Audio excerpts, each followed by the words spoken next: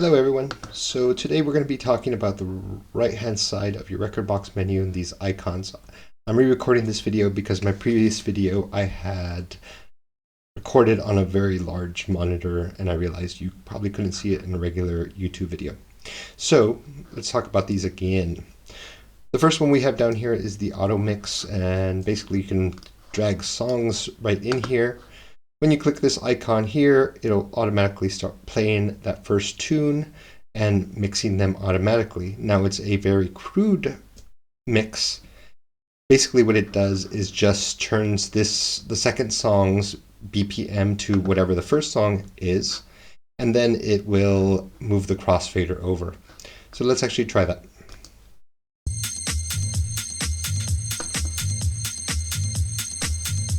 I'm going to go to the end of the song.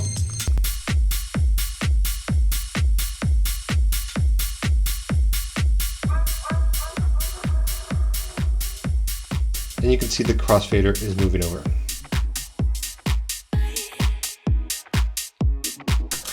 And that's all it does. And then it'll do that for all the songs you have listed here.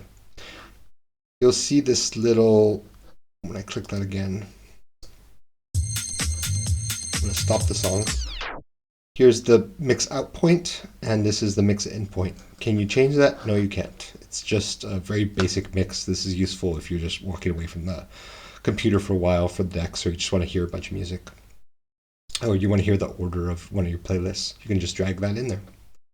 The next icon up is the vertical double playlist view. So if you want to see, currently I can only see one playlist at a time, but if I want to see two playlists at the same time, I can click this and see them vertically, which is really hard to see much, especially on a smaller laptop screen. I do like to use this one over here, which shows you two playlists double deck. This is especially useful if you have an external monitor and you can see more songs.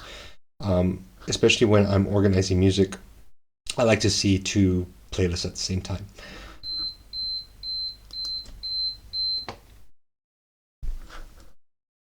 Then we have the next button over will be the info button, and the info button is really useful. It'll default to summary and give you all the information that you have here horizontally. It'll give it to you in one box. So here's the song, file type, all the information that you need. As far as editable information, you can change that in the info tab, which is the next tab over. And here you can actually change things individually in these boxes. This is really useful because sometimes typing in here is a pain, or trying to change a key in here is a pain. But you can change all that stuff in the info tab. This is also really useful if you have several songs. Let's say, let's do these two songs that aren't actually house, they were actually techno, so I'm going to change them both to techno. And that'll change both those songs. So you can edit multiple songs this way, which is super useful when you have songs that you just downloaded from GarageBand or something and you need to change multiple genres or add multiple genres. So that's really useful. And then the last tab here is artwork, where you can change the artwork for the song. The next tabs, the next little icons up are going to be your related and your collection radar. The related is the older recommendation list, and the recommendation list looks at your library. It's not looking at all of Spotify or something like that. It's just looking for songs within your library. I currently have it set up to look at my master and try to find me songs that are in the same BPM and key. I can change this if I click this cog over here. And I want everything in the same BPM and key, but I also want it of the same year, or of the same, when I added it within the last 90 days. I can add different criteria to it to pull songs that would match whatever the master is. Or I can click on list and it'll match based on whatever I have highlighted in my browser window. So I'm going to go back to master. And then you can see it's highlighted to 1. So currently the master is on 1. I don't want it to match the master. I just want to match whatever's in deck 2. You can do that also. So that's what that is. And that's true for both of these recommendation lists. So this first recommendation list, again, just pulls based on whatever criteria you gave it. And you can save these lists and kind of sort of pull up different criteria lists that you have created. Currently, I have BPM and related key. In the collection radar, this is something that's in the newer record boxes that was added on later. This pulls both key and BPM, but it's also looking for similar waveforms. So this is looking for something that may have similar bass lines, similar wubs, similar highs. If there's a lot of house voices, it might try to pull from that too. This is something to be careful with these, though, is that they can be in completely different genres. You don't have as many criteria that you are specifying. So it just tends to pull on sort of similar waveforms. If you click on this, it will give you different sorts of smart recommendations, I should say. Collection is just pulling BPM and key and similar waveforms. Streaming radar does not work for me. I don't know what that does. Era pulls similar year. These three down here do not care so much about key and BPM. They're looking at more similar waveforms. I would say it's still BPM, but they don't care so much about the key. The first one does. And if you click the little cog, it just gives you very limited criteria that you can add. So it's still looking for BPM, it's still looking for related key within, this is a fuzzy related key. So it's still looking for similar keys.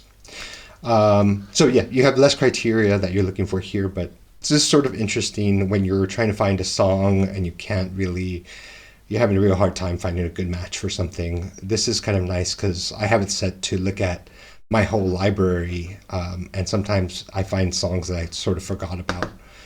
Again, if you click on this, you can specify, don't pull from my whole library. I just want you to pull from these certain playlists that I have here.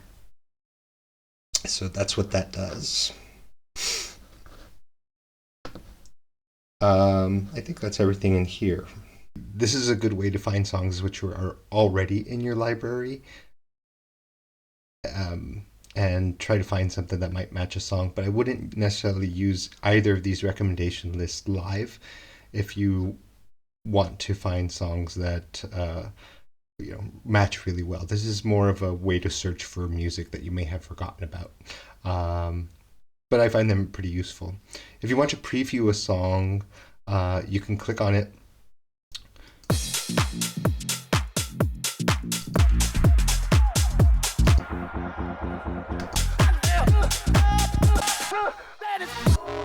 And it'll skip around through the song. It'll sort of move around through the song every time you click it, but it doesn't have like a scroll bar or something. It just gives you a sense of that song as you click on it. If you have music that you're streaming, that can take a while for the whole song to load before you can preview it. So kind of keep that in mind if you are using Beatport or SoundCloud to play music. This doesn't work as well. It works if you have a physical file. It's pretty fast. Again, but I wouldn't necessarily trust this if you're playing live. Do not depend on this. It's better to build playlists in advance. So those are the two recommendation lists. The last thing I wanted to talk about, and the reason I made this video, is the MyTags window. And the MyTags window is a way to add comments to a song without having to type things in here in the comments field, and that might, you might change it. There's also a separate MyTags field, but where it also adds that into. For example, here, let's listen to the song. Let's do a different one here. Let's pick a house song that hasn't been too tagged. All right, this one has been tagged, so I'm going to actually take off the tags for now. And as you can see, as I'm taking the tags off, it's taking them off the comments field, which is super cool because I don't have to type stuff in if I've already set these subgenres. I've already set up these categories within the MyTag system. You decide what those categories are and what the tags are. This is things that I have set up. The way that I have my category set up is subgenre, components, parts, what's a song made out of, or what's the instruments that stand out, and then the time, what kind of, where would it land in a set. This helps me sort of plan my playlist a little better later. And then any other notes that I find that I keep typing to myself over and over. The biggest one that I use a lot is the 3 exclamation marks. Sometimes I'll even add, like, if it sounds like a certain artist, I'll add that into the comments field. So let's listen to a song and sort of tag it together. This is Zonk by Timmy P. I'm going to try to keep these previews short so my video doesn't get muted.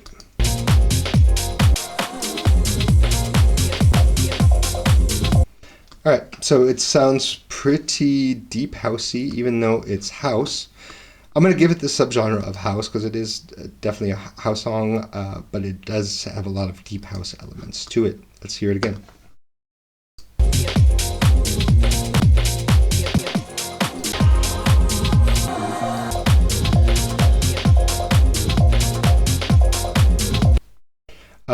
Yeah, I would say it's very house and deep house, maybe even a little bit of funky house. I'm going to throw that in. My view on the tags is throw in as much information as possible to know that song without having to preview it. That you would be pretty spot on if you were to add it, to mix it into another song and feel confident that it would work well. Without having to pre-listen to it and find all kinds of information about it while you're mixing. It's best to have as much information ahead of time. So the next thing I like to add in besides subgenre, because it's listed as house, but house has a lot of different genres within it, I like to add components. So if there's especially strong pianos or house vocals, I like to know that those are coming. Also, I really like to match by bass line. I find that songs sort of meld better together, feel more tied together when the bass line is considered. So we have, let's listen again.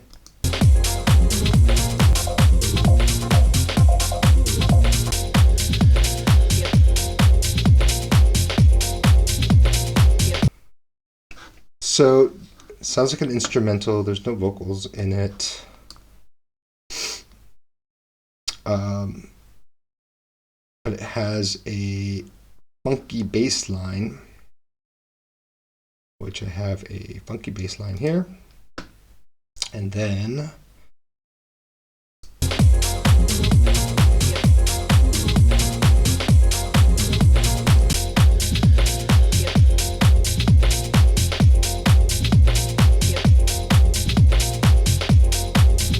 got sort of an organ clav synthy sound, but it's not quite straight synth, so I'm going to put organ.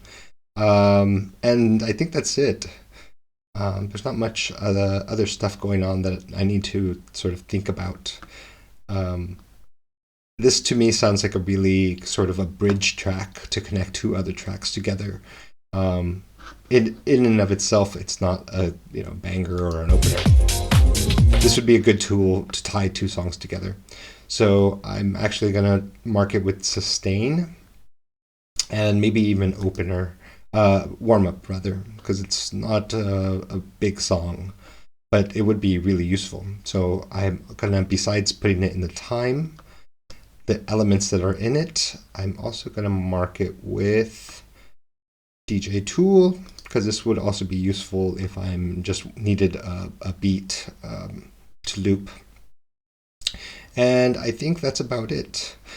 Now, when I'm preparing a song after I add the MyTags, and you can see they've all been generated into the comments field, the next thing I'm going to add is the color, and that you can adjust in the info box.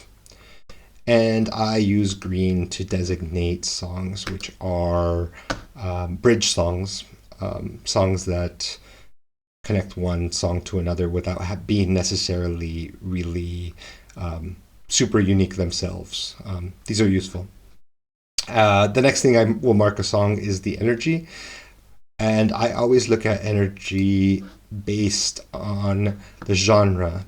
So if it's a deep house track, may not be the same stars that a house track has. So I always think of these together. A really hard techno track is a really soft techno track is going to be the equivalent of a really hard deep house track. So I always think of these together. So this one to me sounds like a good boppy song, but it's not not a huge amount of energy as far as house goes. So I'm going to keep that right in the middle. And the next thing I would do to it is add cue points, which this one has none except for that first one. I always make sure that it is actually on the beat. Yep, it's on that first beat, so we're good there. I'm going to be really exact about it, but I'm not going to be. And I can zoom in and zoom out by using your mouse. So you can see those waveforms, make sure that it's nice and tight. So we're good. The beat grid looks good. We're going to go to the first part of, I know this is the intro. Again, I'm going to try not to play too much of this to not get muted. All right, that's just an intro. That is the first bit of instrumentals that come in. So I'm going to actually mark that with a cue point. And I'm going to do it light blue. To me, the light blue, I just by right-clicking on the cue point itself, you bring up this little box. And I like to mark songs where the instrumental come in, but it's not the main instrumental, with a light blue. Ideally, I want to find where am I going to mix this song? This is kind of an odd song because it has a big breakdown at the beginning and then the short breakdown at the end, and it's usually the other way around where there's a short breakdown and then the long breakdown. But again, this is a sort of a bridge track, so it might not have too many cue points.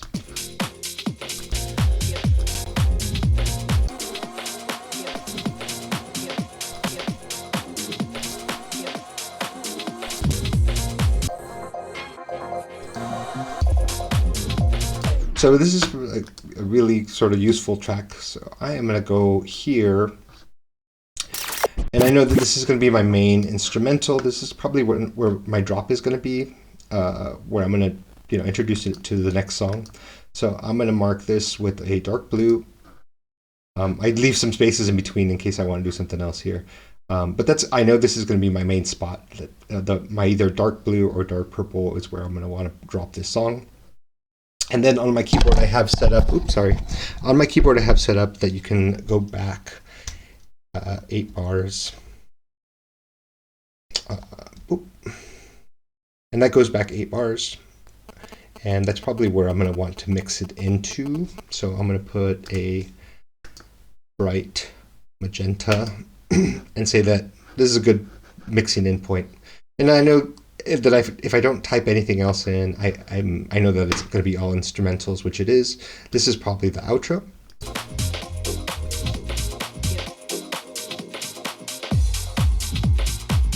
Yep, just the bass line.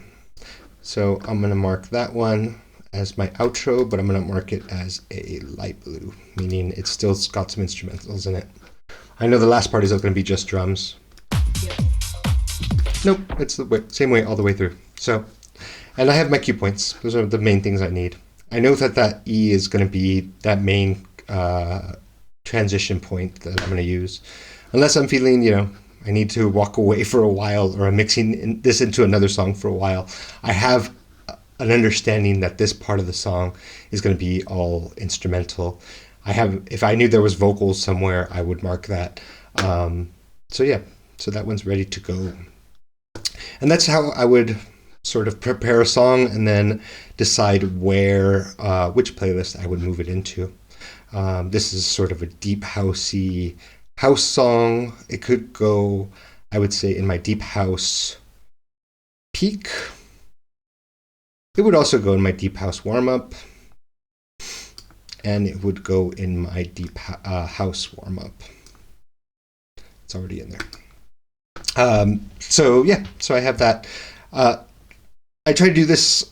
I've done this for the last couple seasons, and it sort of helped.